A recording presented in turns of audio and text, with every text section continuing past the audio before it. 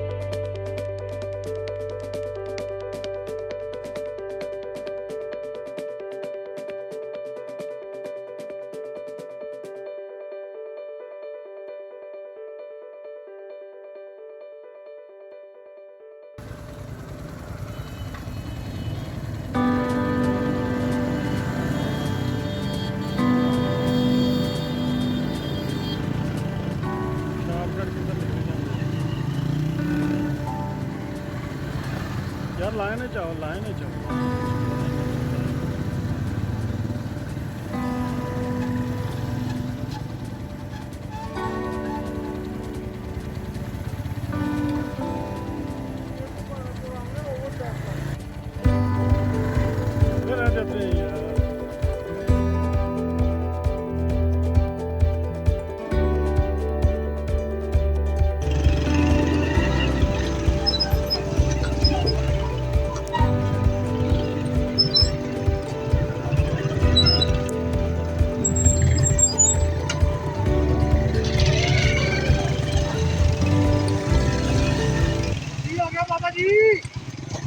उधर बनाओ, ये क्या हो रहा है? ऊपर रशीद भाई, ऊपर नीचे। एक मिनट रुक जाए। कर दिया अब्दुल रहमान उतरो।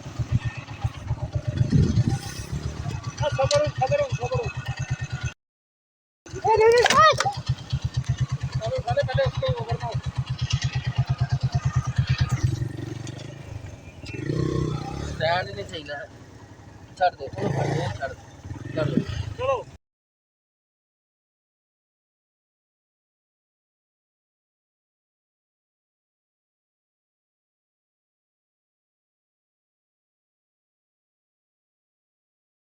बाजवा साहब स्लिप हो गए।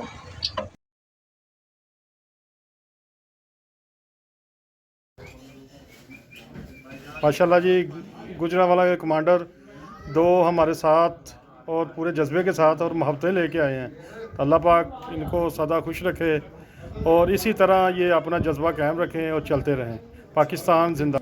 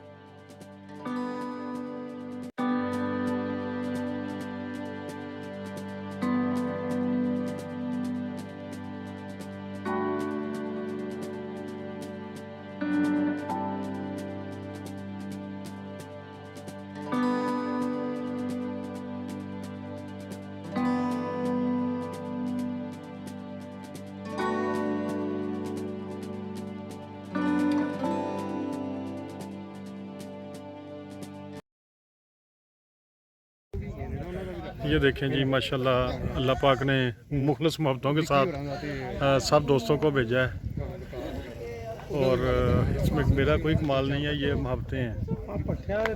ये देखिए हर तरफ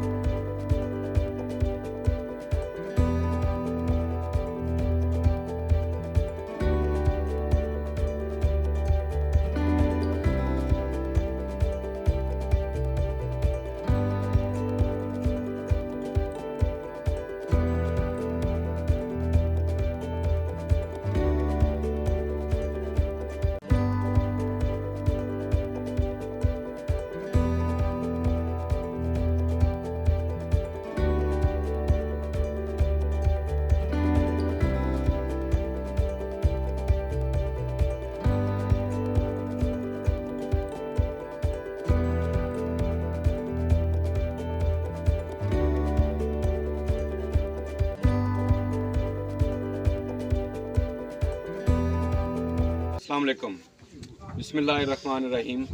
ਅੱਜ ਅਸੀਂ ਇੱਕ ਬਹੁਤ ਜ਼ਿਆਦਾ ਕੀਮਤੀ ਜਗ੍ਹਾ ਦੇ ਉੱਤੇ ਆਏ ਹਾਂ। ਇਹ ਜਗ੍ਹਾ ਹੈ ਜੀ ਸੈਰਗਾਹ ਮੁਗਲਿਆ ਬਾਦਸ਼ਾਹ ਅਕਬਰ ਦੀ। ਸ਼ਿਕਾਰਗਾਹ ਕਹਿ ਲਓ ਜਾਂ ਸੈਰਗਾਹ ਕਹਿ ਲਓ, ਇਹ ਦਰਿਆਏ ਬਿਆਸ ਦੇ ਕਿਨਾਰੇ ਮੌਜੂਦ ਹੈ। ਔਰ ਇਸ ਚੀਜ਼ ਦਾ ਜਿਹੜਾ ਸਬਬ ਬਣੇ ਨੇ, ਇਹ ਸਾਡੇ ਭਾਈ ਜਨਾਬ ਮੁਰੀਦ ਸੁਲਤਾਨ ਸਾਹਿਬ, ਜਿਹੜੇ ਕਿ ਕਿਸੇ ਤਾਰਫ ਦੇ ਮੁਹਤਾਜ ਨਹੀਂ ਟੂਰਿਜ਼ਮ ਔਰ ਬਾਈਕਰਸ ਦੀ ਦੁਨੀਆ ਦੇ ਵਿੱਚ, ਇਹ ਸਾਨੂੰ ਇੱਥੇ ਲੈ ਕੇ ਆਏ ਨੇ। ਔਰ ਮੁਮਕਿਨ ਹੈ ਕਿ ਅਸੀਂ ਕਦੀ ਜ਼ਿੰਦਗੀ ਦੇ ਵਿੱਚ ਵੀ ਇੱਥੇ ਨਾ ਆ ਸਕਦੇ। ਔਰ ਇਹਦੀ ਜਿਹੜੀ ਵਜ੍ਹਾ ਬਣੇ ਨੇ, ਇਹਨਾਂ ਦੇ ਦੋਸਤ ਇੱਥੇ ਮੌਜੂਦ ਨੇ ਜਿਹੜੇ ਕਿ ਨਾਲ ਹੀ ਪਿੰਡ ਹੈ। ਇਹ ਆਪਣਾ ਤਾਰਫ ਥੋੜਾ ਜਿਹਾ ਕਰਾਣਗੇ ਕਿ ਕੀ ਨਾਮ ਭਾਈ ਸਾਹਿਬ? माजिद अली जी। माजिद साहब, ਨਵਾਂ ਕੋੜੀ ਨਾਲ ਨਵਾਂ ਕੋਟ ਇਹਨੂੰ ਕਹਿੰਦੇ ਨੇ ਸੀਲ ਚੋਣੀਆਂ ਜੀ। ਤੇ ਇਹਨਾਂ ਦੇ ਅਸੀਂ ਅੱਜ ਮਹਿਮਾਨ ਆ ਜੀ। ਇਹਨਾਂ ਨੇ ਸਾਨੂੰ ਇੱਥੇ ਦਾਵਤ ਦਿੱਤੀ ਹੈ ਬਜ਼ਰੀਆ ਮੁਰੀਦ ਸੁਲਤਾਨ ਸਾਹਿਬ, ਔਰ ਇਹਨਾਂ ਦੇ ਅਸੀਂ ਬਹੁਤ ਜ਼ਿਆਦਾ ਸ਼ੁਕਰਗੁਜ਼ਾਰ ਹਾਂ। ਅਸੀਂ ਆਪਣੇ ਰਾਈਡਰ ਕਲੱਬ ਜਿਹੜਾ PARC ਦੀ ਵਜ੍ਹਾ ਜੋ ਪਾਕ ਐਡਵੈਂਚਰ ਰਾਈਡਰਸ ਕਲੱਬ ਵੱਲੋਂ ਬਹੁਤ ਜ਼ਿਆਦਾ ਮਸ਼ਕੂਰ ਹਾਂ ਕਿ ਇਹਨਾਂ ਨੇ ਸਾਨੂੰ ਇੰਨਾ ਟਾਈਮ ਦਿੱਤਾ, ਆਪਣੀ ਮਹਿਮਾਨ ਨਵਾਜ਼ੀ ਤੋਂ ਸਾਨੂੰ ਮੁਸਤਫੀਦ ਕੀਤਾ।